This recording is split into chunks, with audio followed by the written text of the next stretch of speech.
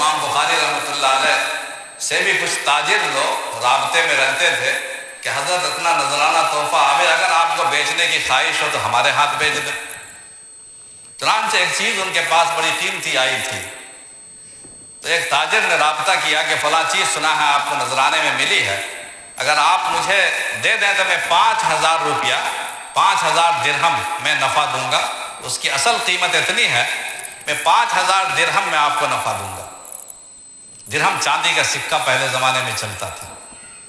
حضرت امام بخاری رحمۃ اللہ علیہ نے فرمایا کہ ٹھیک ہے، میں ابھی اس کا جواب نہیں دوں گا، میں کل فائنل بتاؤں گا، ابھی میں کچھ نہیں کہہ سکتا۔ یہ بات ان کو جواب دے دی، وہ چلا گیا۔ اس کے دوسرے دن صبح میں، ابھی وہ آیا نہیں ہے اگلا والا آدمی، صبح میں ایک دوسرا تاجر پہنچ گیا، بزنس مین۔ اس نے کہا کہ حضرت امام صاحب سنا ہے کہ آپ کے پاس